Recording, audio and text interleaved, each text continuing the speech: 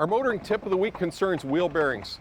Not very often do you see one that's this loose when it fails, but our 02 Yukon crew truck with 144,000 K on it, the guys were complaining the other day that it was making some bad noises in the front end. Now, I took the vehicle around the block, and as soon as I made a right-hand turn, an awful sound came out of the left front wheel, lifted it up with a floor jack, and all that looseness that you see was readily apparent, and it was obvious that the left front wheel bearing had failed. But in any case, there's two major styles. One is the hub and bearing assembly, which the Yukon has. A lot of vehicles use that. And it's basically, there's the hub with the wheel studs. This is where your wheel mounts and the brake rotor mounts on here. And the back side of this assembly is drilled and threaded. You can see 3 large bolts would go in there, and that draws this whole hub assembly into the steering knuckle. The bolts come in from behind and draw this whole works in and keep it tight. The old bearing's really a mess. You can see what precipitated this bearing failing too, and there's remnants of the seal right here. These rings are part of what used to be the seal that keeps the water out and the grease inside this bearing.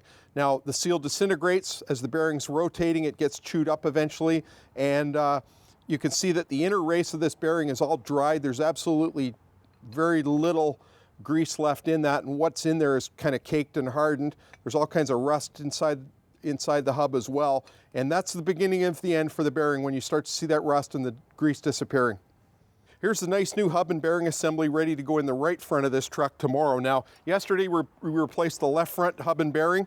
Right front's pretty loose as well, so we're gonna have to do it as well. Now you can see that this portion of the bearing mounts into the knuckle of the vehicle, and this portion rotates with the brake rotor on it and the wheel and tire, of course, and all the lug nuts torqued down here.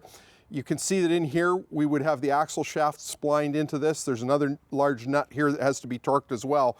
And you can see that this one's nice and smooth and quiet and tight. Our old one, of course, was really loose and making all kinds of noise and wobbling, just giving all kinds of protest and giving us lots of warning that it needed to be replaced. And remember, this is not a problem that's particular to any one make or model of vehicle. It's a product of the environment that our vehicles run in. Rough weather, humidity, slop and slush, and road salt in the wintertime, all these things attack the bearing and eventually break it down. So it doesn't matter what make or model or year, or even the kilometers you have on your vehicle, sooner or later you're likely to run into this howling, growling sound. Pay attention to it, get it checked out and repaired as quickly as possible. That's your motoring tip of the week.